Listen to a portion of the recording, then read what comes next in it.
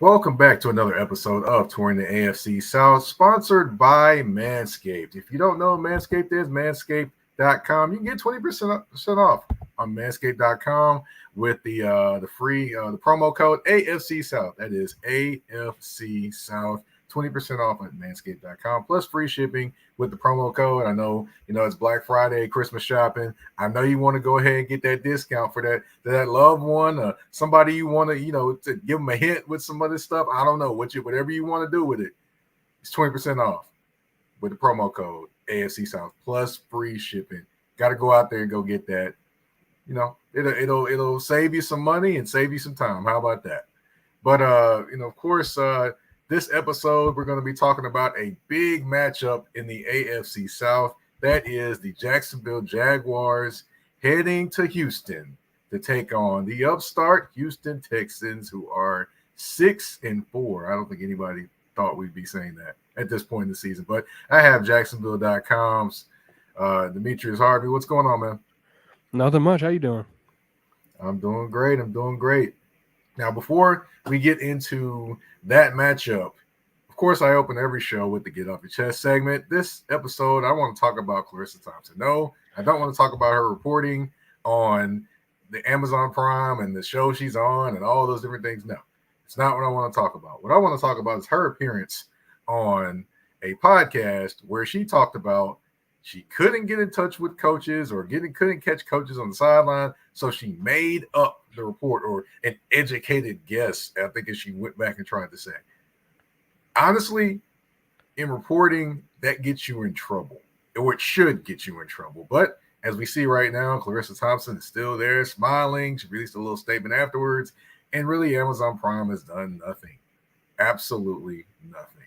Now, I know if I was in school and I was doing a paper or something like that, and I just made up something on a report about a book, I'd probably be in trouble about it. I would probably fail the test. But apparently, in journalism, or in this type of journalism situation, she can go ahead and create a whole thing and get praised for it, or even have Aaron Andrews talk about it and say, oh, I've done that too, or something to try to back her up. And I'm like, okay, Aaron Andrews, this is the one you need to sit out. This ain't the one you need to talk about. But basically, you've got this whole thing going on. And to me, if this was a Pam Oliver, if this was a, Taylor Rooks, this was a Christina Pink, I don't think this would go down like this. I think this would still be talked about. By the way, this happened about a week or so ago, and I just wanted to watch and see what happened. And, of course, it just disappeared. Not a lot of people are talking about it on media anymore at all. And I just like to think that, if Christina Pink or Taylor Rooks or a Pam Oliver did this, it would still be talked about, let alone they might not be employed anymore. So basically, to me, and I'm talking to media, I'm talking to Clarissa Thompson, I'm talking to Aaron Andrews, do better. You should have got the consequence that you with this, but unfortunately, I guess they didn't want to give you the consequence with it. But you should have got a consequence with this one, because that is not journalism. That is creating a narrative or a story, or basically you're being a creative licensing author on the sideline, creating a whole story. That's not reporting. So I just had to say something about that, because that still bothers me that it just disappeared and no one's talking about it. Mm-hmm. And you got people saying that, well, why are they down there talking to coach anyway? Because that's their job. That's their job. That's what they signed up for. If they didn't want to do it, didn't want to ask the tough questions, or didn't want to bother the coach, then they should not have signed up for that job. I mean, you got anything to add, Demetrius?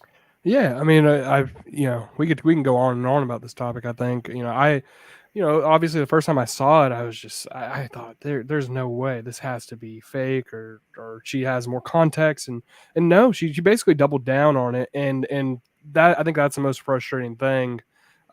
She talked about how sometimes coaches would just, basically ignore them and, continue on. They're not doing their sideline thing because technically the coach, I guess, doesn't have to perform those duties. It's just well known that that's what happens and that's what they should do. And, in my opinion, if you have the time, you got to think they're there well before the game starts. They're there, during the production meetings. You have plenty of information. Say the coach tells you before the production meeting that, hey, they need to make sure that they're good on third down. Then after, if the coach blows you off, you can say, prior to the game, or just, they came in wanting to do this and they haven't been able to do it. You can do a bunch of stuff with that sort of knowledge. So for her to say and basically be, I mean, to me that sounds very lazy. For her to be very lazy and say, hey, he ignored me, so I'm just going to make something up. Even if it is, innocuous, I'm using air quotes, and for her to say, yeah, they got to do better on third down, say they're 1 of 10 or something in the first half somehow, yeah, they have to do better on third down. Even that to me is just a shame because, yeah, it might be something that's probably something the coach might say, but the fact that he didn't, and to me, I feel like if I did that in journalism, in print, if I had written, hey, Doug Peterson said blah, blah, blah, and I have quotes and everything, and he's never said that, and I got caught, I deserve to be fired. I deserve to be done and out of the job, not respected. It doesn't matter how small it is.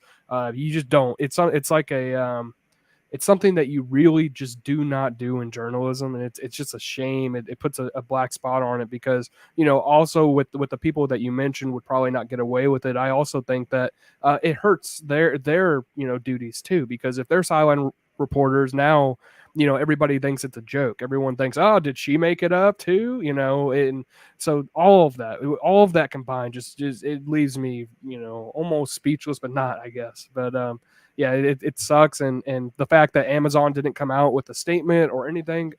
There's a game on right now. As we're recording this, Miami and the Jets. I don't know if she's doing that game or what. She is. I don't know. I'm assuming that one was factual, but the fact that we even can talk about that is a shame, and it is what it is. It sounds like all the media pretty much that one day of outrage, and then all right, wash away, and we're in such a 24-hour news cycle nowadays that it's just a shame. I'll say this: I believe Jim Trotter wrote something about this in the Athletic, Yeah. so he definitely pointed it out and called it out.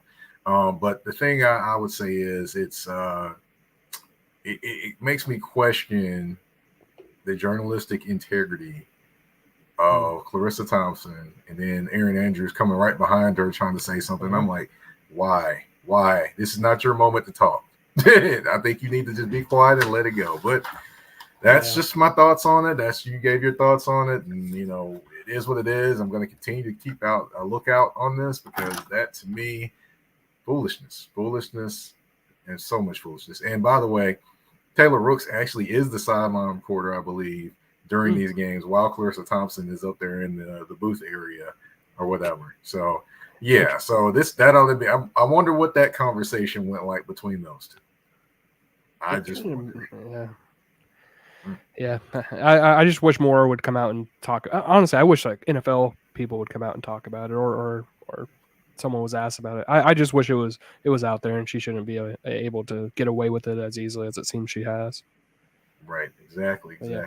But we're gonna, that was a very important topic to talk about, of course. But we're gonna kind of move forward to the meat and potatoes of this show, which is the Jacksonville Jaguars. And I gotta say, it's been a very interesting 2 weeks for the Jacksonville Jaguars. Of course, they host the 49ers, and that doesn't go well. And then the next week they host the Titans, and it goes very well. So the question I have for you is, within those 2 games, which is kind of the more real version of the Jacksonville Jaguars between those 2 games? Yeah, I mean, I think that's something that we're still trying to all figure out. I mean, really, I'm going to lean toward the Titans game, if only because we've seen their history. We've seen, they're 7-3 for a reason. It wasn't easy to get there. They did beat the Bills, and I know the Bills aren't quite the same team they were last year or what they were expected to be, whatever. But at that time, I think the Bills were 3-1. So it's a situation where I think that the Jags have played well in key games this year. They've done they've exceeded expectations for some, because I think that a lot of people maybe came in here with doubts like, they were 9-8, maybe they're not going to do that well, but they started off hot. It's their best start since I think '99. So I mean, it's a situation where you can't take too much from the loss to the 49ers, even though it feels like it. You know, immediately after that game, even some reporters I know were like, whoa, you know, what's going on? Is Trevor actually the guy? Are the Jaguars frauds? Is blah, blah, blah. The fan base was going crazy. You know, Trevor Lawrence is bad, blah, blah, blah. And then, you know, you get the Titans game the next week and everything's back to being good. I think there's something in the middle. And because we're so week to week, we just latch on to whatever happened last. But yeah, I think the Jags are a good team. They're a young team, and I think that stands out in a game against the 49ers where they've been in that same system and that same defense and that same offense for 5 years. You know, they're a veteran team. You know, yeah, they went on a little skid, but for them to come out of the bye week, it wasn't a surprise that all of a sudden they're back to where they started. You know, 5-0 they started, I think it was, or maybe 6-0. You know, so it. Yeah, 5-0. So, you know, it's a situation where, you know, that 49ers team was already good. We just kind of downplayed it a little bit because of that skid they had, the 3-game losing streak, and then they went on bye. So you out of sight, out of mind. So for a month, no one really cared. So, yeah, you know, I think that it wasn't as bad as it looked against the 49ers in terms of, like, is that the Jaguars? And I do think that what they showed against the Titans is something that not only something that we haven't seen necessarily this year because the offense played very well, but also it's a situation where at least now you know and you can see that they can beat the teams that they probably should beat. So, yeah, it's a little bit in the middle, but I really don't gravitate toward that 49ers game as much as maybe other people do. Gotcha. Okay. Now, one person that has always been that was talked about a lot this offseason, and now he's kind of been up and down too, kind of like the team in some instances. That'd be Calvin Ridley. Now he's had 3 100-yard games this season. Of course, the last game, 9 receptions, 103 yards, 2 touchdowns against the Titans. 6 games of 40 yards or less receiving this year. I mean, what can you kind of make of his season so far? It's interesting because there's a couple of reasons, and I think that I think we lose sight of the first one, which is, to me, he missed 2 years of basically football, and then he came back, and, you know, all of a sudden the expectations are all the way up here. You know, he comes back in the first game, he has 100 yards, a touchdown, so, you know, your expectations are just skyrocketing, you know, by then, and you're expecting him to you know, tear it up, 1,400 yards, 10 touchdowns. It doesn't look like he's going to get there, but I mean, look, he's already at, you know, I think 500 and 70 something yards, you know, 4 touchdowns, 42 catches. I'm looking at stats now. And so, you know, it's he has had his down moments, and a lot of it, to me, from what I can see and what from talking to the players and the coaches, it really feels like it just boils down to maybe they want to move him around a little bit more than they had been. Just sticking him at the one spot. He's normally their X. And then moving him around to play the Z position a little bit more. That's helped. And not having, or having, I guess, Zay Jones is another thing that helps. You know, I don't know if you've seen his stats with Zay Jones and then without Zay Jones, but it's funny because, you know, he's done very well with Zay Jones, which has only been a few games, and then he's done, you know, average to below average in terms of production without Zay Jones. And I think that does impact it in terms of taking away responsibilities for the defense, you know, taking away eyes on Calvin Ridley. Now you have to worry about Zay Jones. And it's nothing against guys like Tim Jones that came in to fill in, or Elijah Cooks, who's a rookie, or even Jamal Agnew, who's now hurt, but he was filling in a little bit too. But those guys just aren't Zay. They're not 6'3" or 6'2", whatever, 220 pounds, whatever Zay is. He's a big guy. He's a player that you have on the field because he has that speed too. I mean, there's just so much to his game that adds to the Jaguars offense, which in turn can add to Calvin Ridley. So, I mean, to boil it all down, I feel like he's had about what I would have expected coming in about that season. You know, but yeah, you do want him, especially if you think that he's a potential number 1 wide receiver, you want him to be able to dominate. And I think that what they're doing now, or what they did against Tennessee, at least moving him around a little bit, bunching the players up, letting him run crossers underneath, over the top, I think that those are the type of things that can really get the most out of Calvin Ridley, and maybe you'll see that as the season goes on. But yeah, he's about as expected. There's been a couple games where you're like, what's going on? That New Orleans game is one of them. But other than that, I do think that he's been pretty solid, and especially with the other guy on the field with him. Now, basically, what you said today is Mm-hmm. that he needs Bruce Leroy on the field to have the glow. And if Bruce Leroy's on the field with the glow, then he can go ahead and do all the things he does. So, for those who don't know, I like I mentioned every time I talk about him, just take a look at Zay Jones and then put his picture beside Bruce Leroy. If you don't know who Bruce Leroy is, Barry Gordy's Last Dragon. It's a 1980s movie. Go check it out. You'll get what I'm talking about there. But I got to move on to one other topic that has been mentioned. It's been mentioned a little bit. I kind of thought about it too, but it's Travon Walker and Aiden Hutchinson. Now, Travon Walker this is his stats for his career right now. It's only been, it hadn't even completed 2 years, so just keep that in mind as well. 7.5 sacks total, 1 interception, and 75 total tackles. Now, keep in mind also that he's playing outside linebacker in a 3-4. Aiden Hutchinson is playing defensive end. He's got 15 total sacks, 4 interceptions, and 86 total tackles. Now, there are some people that are saying, wondering if Jacksonville may have a bit of buyer's remorse. Now, based off of what you just, heard me talk about with the stats, do you think there's a little bit of buyer's remorse in Jacksonville and not getting Aiden Hutchinson instead of Travon Walker? So I'll say this. There's buyer's remorse in terms of like the fan base, and there's buyer's remorse maybe even from the media who maybe care a little bit too much. But there's no buyer's remorse from Jacksonville. And I can say, unless they're lying, I can say that with 100% certainty. They love Trayvon. They want him to do more in the pass game. I think that they're not ignorant to that. They know that he could be more productive there, and maybe they're at fault for some of it, for not putting his hand in the dirt more, or not playing him a little bit inside some, not giving him the opportunities maybe to excel in those ways, which he had done at Georgia. But they don't have buyer's remorse in that sense, or at least I know Trent Baalke does it, and it's because Trayvon impacts the game in different ways from his perspective. The run game, and I can't deny that either. He impacts the game against the run far better than Aiden Hutchinson does. He takes up double teams. He has to maneuver. And now, is that perfect? Is he the best run defender in the NFL? No. And is he a number one pick in terms of, can you see why he was the number one pick? Honestly, not really. But that's not a knock against him as a person or a player. It's just where he was drafted. He can't control where he's selected. But he would start, in my opinion, for almost any team.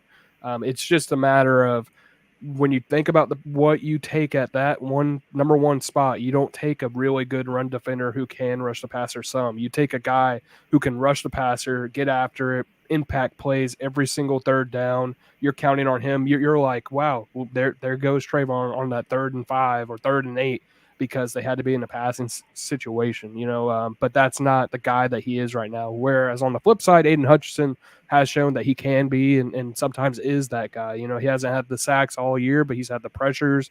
He has far more pressures than Trayvon according to all the metrics. He's impacting the passer in different ways. They move him around a lot in Detroit, which is good for him and the team. So, yeah, just to boil it all the way down and sort of re-answer your question, I don't think that there's any buyer's remorse in Jacksonville in terms of the organization, but there definitely is from the fan base. I think the fan base really wants to see a lot more from Trayvon because, you kind of hone in and I'm the same way. I hone in a little bit on the pass rush just because you're taking number one. I mean, that's a spot you need, and they're a team that desperately needs to keep impacting the quarterback from the edges because the inside just isn't getting it done right now. Yeah, it's definitely interesting that they haven't moved him around a little bit more. I thought they would do that a little more in terms of moving him to the 5 technique. I thought so too. Other things. And then also in the pass rush, I thought what they could have done is they could put Chase on the outside, move move Walker inside, and then of course you have your Josh Allen and whoever else you want to put there too. So that's just my thinking. But of course, I'm a former defensive player in college, and I didn't play in the NFL. So there we go. It's my thinking, trying to trying to think of a few things to make them a little bit more active. But that's enough talking about the Jaguars and kind of where they are right now. But we do have to talk about the game coming up. That is the Jacksonville Jaguars versus the Houston Texans. We're going to do that and more after this commercial break on Touring the AFC South with their host, Mike Patton. A shift. A shift is something that happens and changes the dynamics. And that's what happened when Garrett Logistics was born. After 10 years as a sales pro in the logistics world of sporting goods, John Garrett decided to pivot to the world of freight and start a brokerage. So you're saying to yourself, why trust Garrett Logistics? Well, Garrett Logistics helps shippers improve overall workflow, along with increased on-time pickup and delivery percentages. Last-minute loads, multi-drop pickups, and more are part of the services with Garrett Logistics. They're available Monday through Friday, 7 a.m. to 6 p.m., and Saturday, 8 a.m. to 12 p.m., all times Central Standard Time. So give them a ring at 615-400-8484. That's 615-400-8484, or you can email them at john@garrettlogistics.co or visit their website at garrettlogistics.co. Garrett Logistics, where the motto is, it's not just freight to us, it's your business.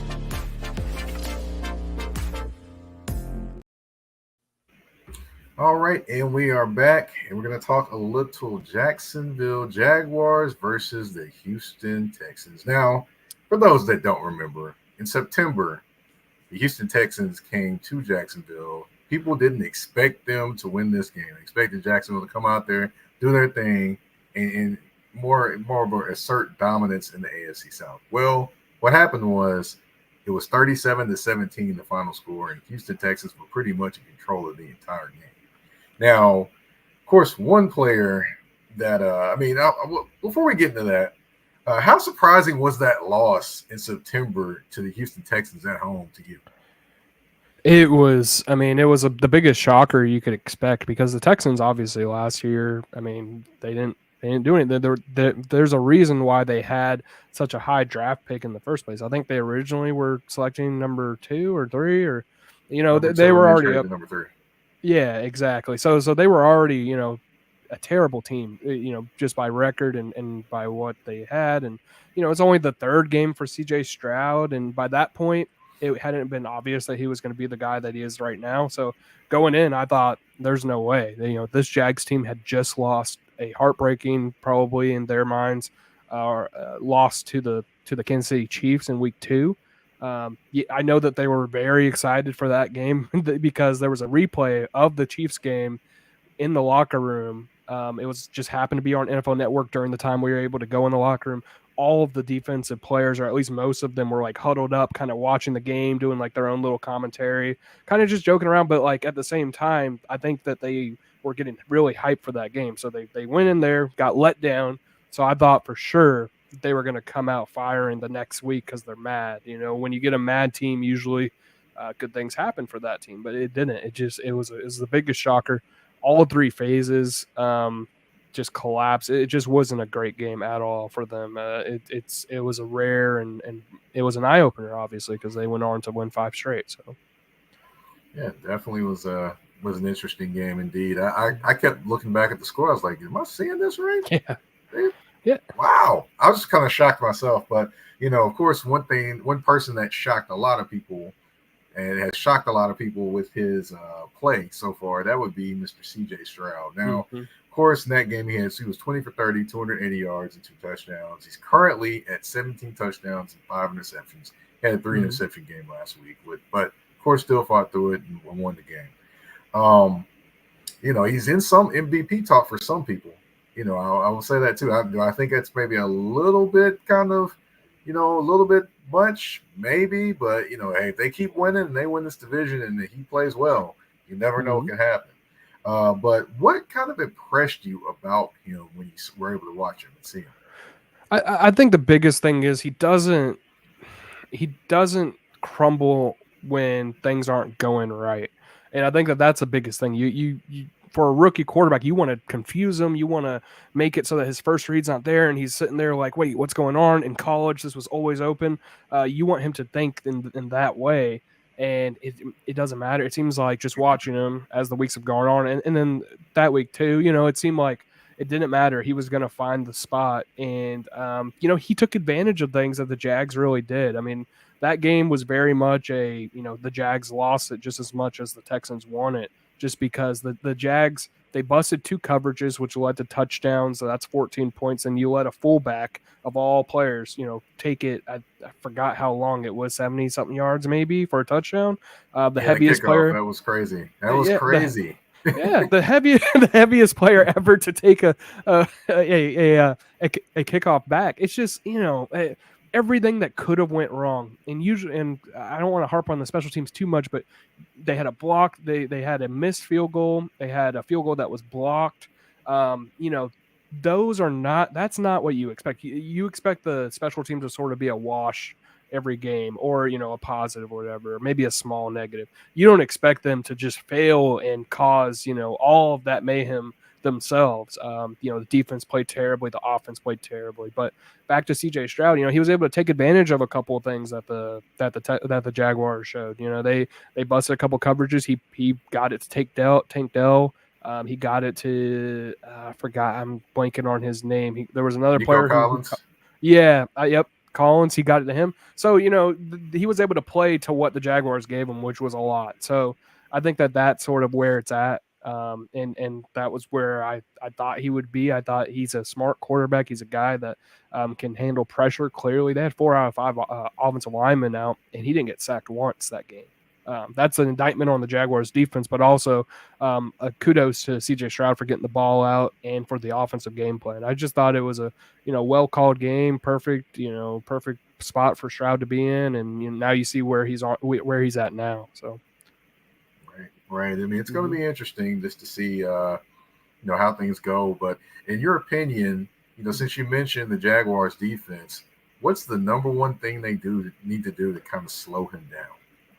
They have to affect him. They have to get after him. And I know I just talked about how he's not impacted too much, but they really need to get after him. They have to confuse him. They have to disguise some coverages because he's going to find the open spot in the zones.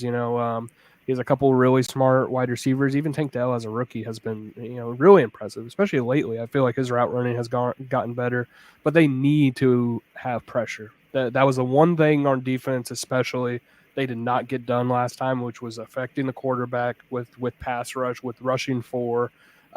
You just have to be able to play it in a better way than they did before. The Texans like to use a lot of max protections, 6-man protections, things like that.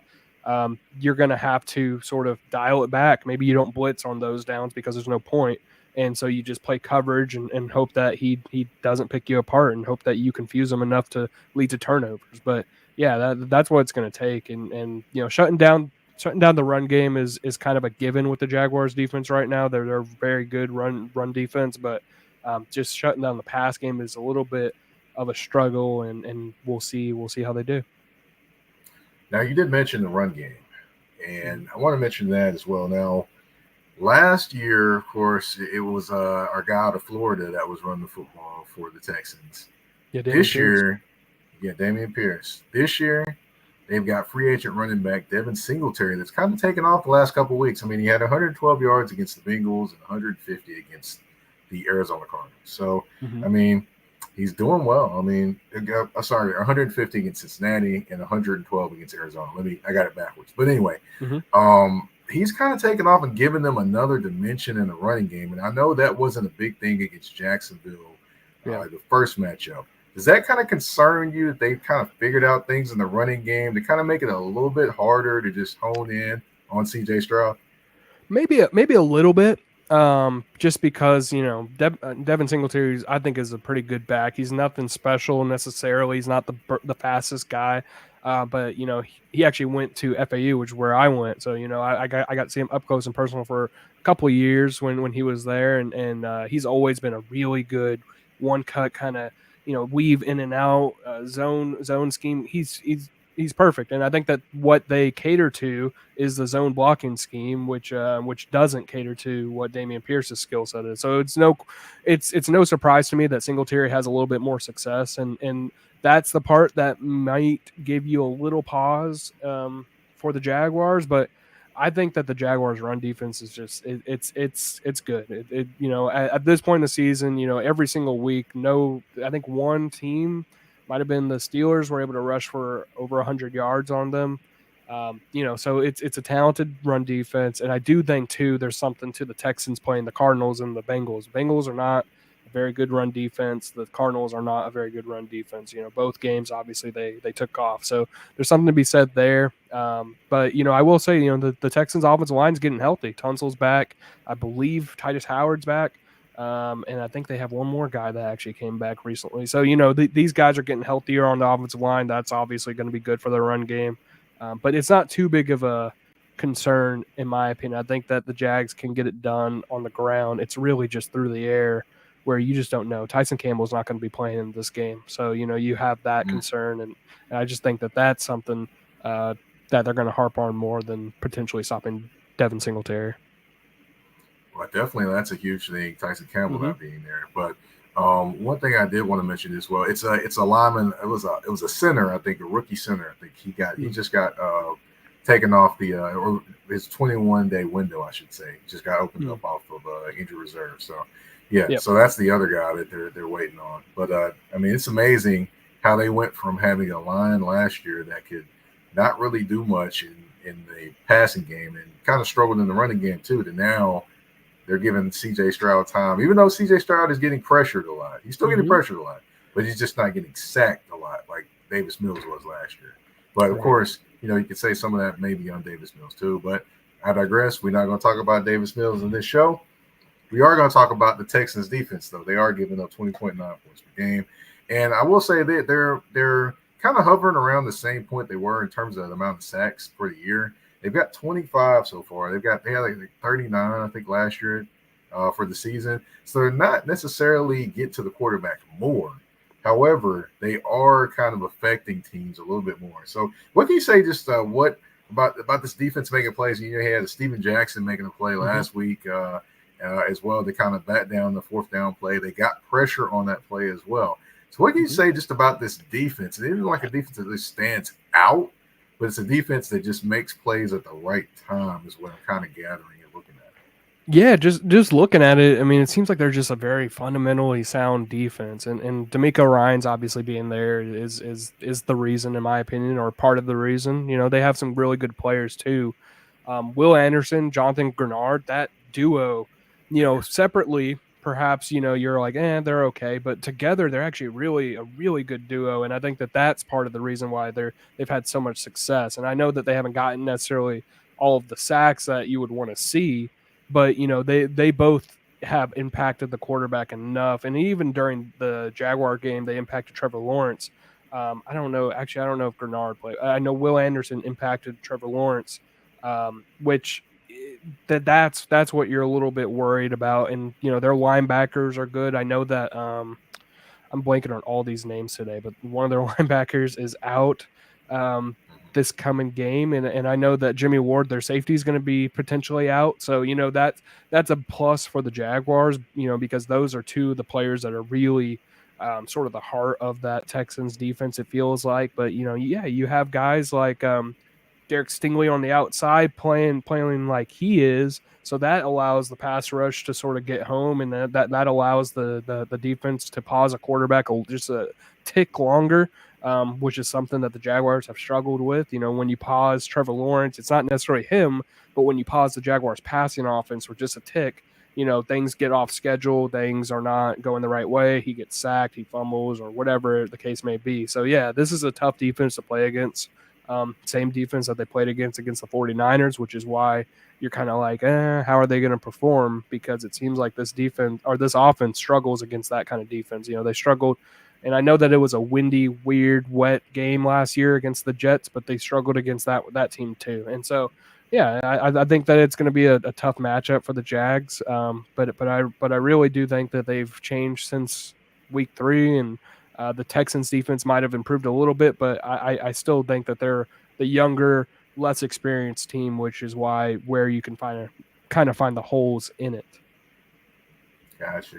It will definitely be interesting just to see how that matchup it comes about. A lot of people thought it was going to be the Jaguars and the Tennessee Titans in this division to start off the season.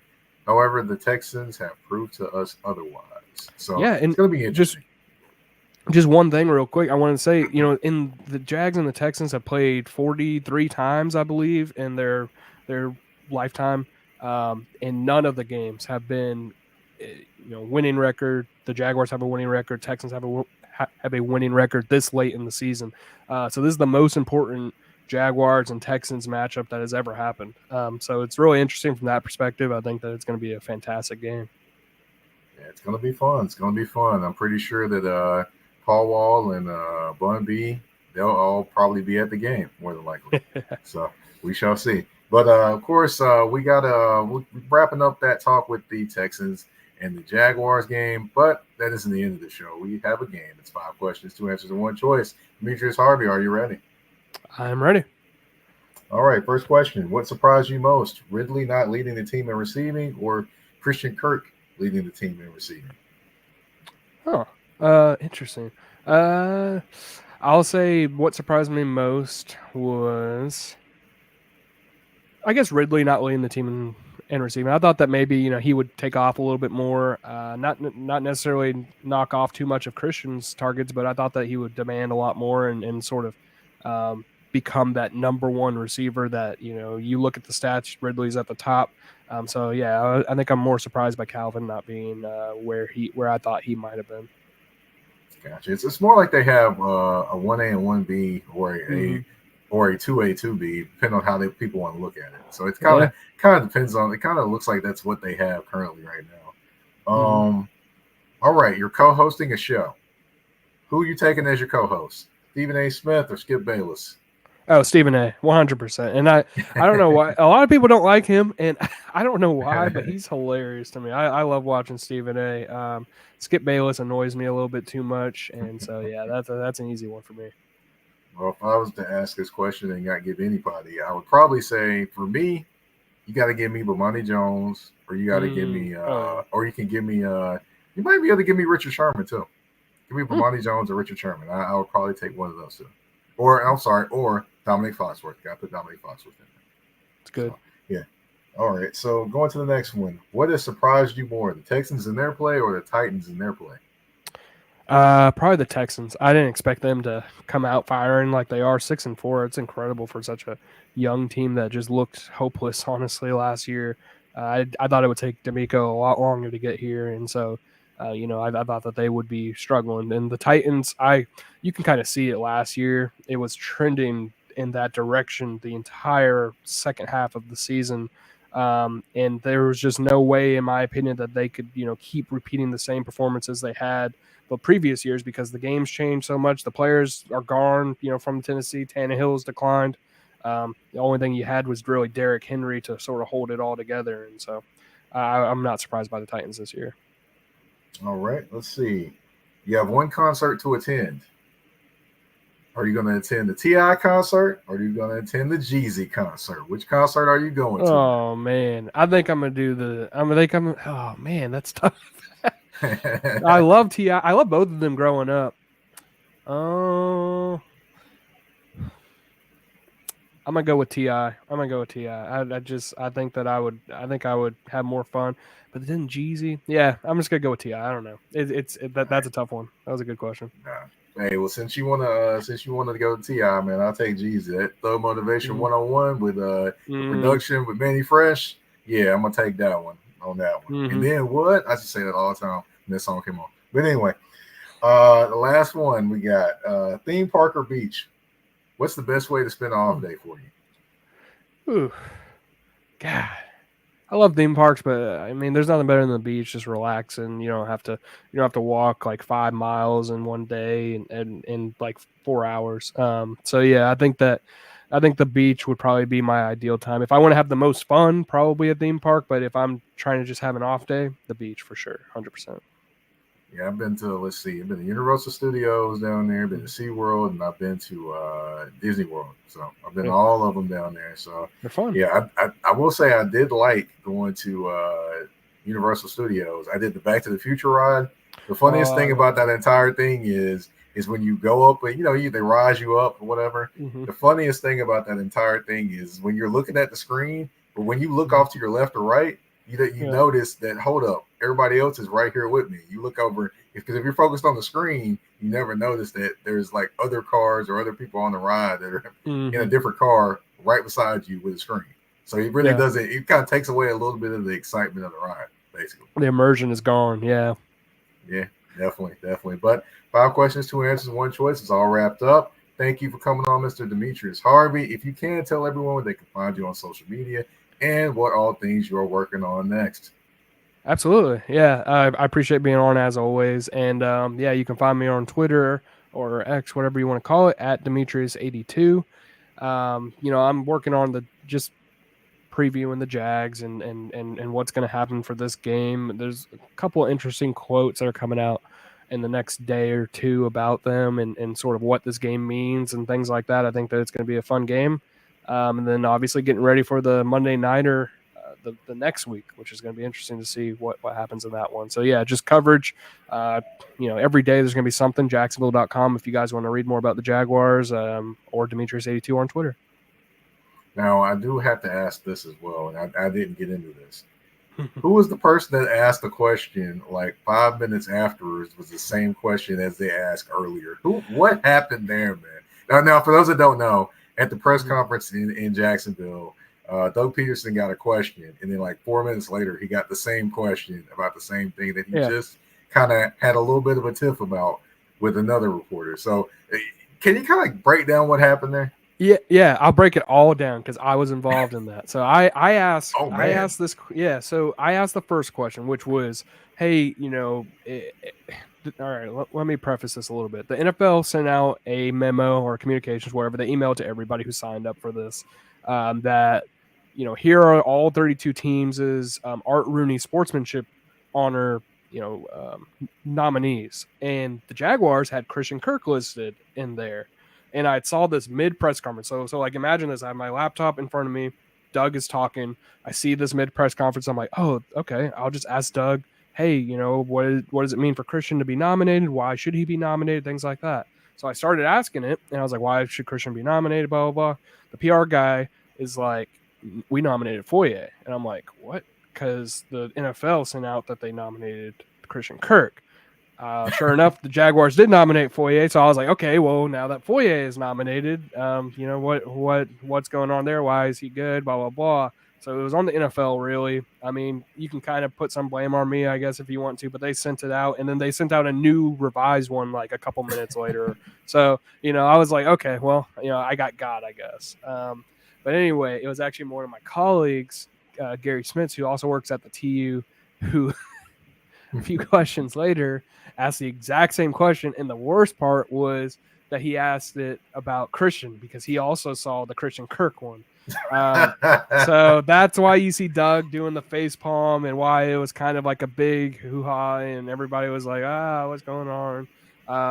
Definitely a sloppy day in the Jaguars media corps that day. And but that's why you saw the weirdness and the confusion and all that stuff. And Smith, he admits it. He was not paying attention. It just is what it is. I mean, got to pay attention in press conferences, I guess. But yeah, I was involved in that one, so it hits close to home. But I feel like I came out as the winner because of him. So there we go, man. I had to ask because I was like, I thought that was you, but I wasn't for sure because you can't really. I was listening, but I'm doing a couple other things at the same time, so I was just trying to make sure. But yeah, that was definitely because people were talking about that, and I was like, well, what happened? I went back and but anyway, thank you again for coming on. Of course, if you want to find me on the artist formerly known as Twitter, you can find me at MikePatton82. That's MikePatton82. Of course, you can find me on Instagram and Threads at that's THA, not THE _general_MP. Of course, touring the AFC South, you can find it on YouTube, find it on Apple Podcasts, Google Podcasts, Spotify, iHeartRadio, you name it, we are there. I thank you all for tuning in to this episode of Touring the AFC South with your host, Mike Patton, guest Demetrius Harvey. We're out. Peace.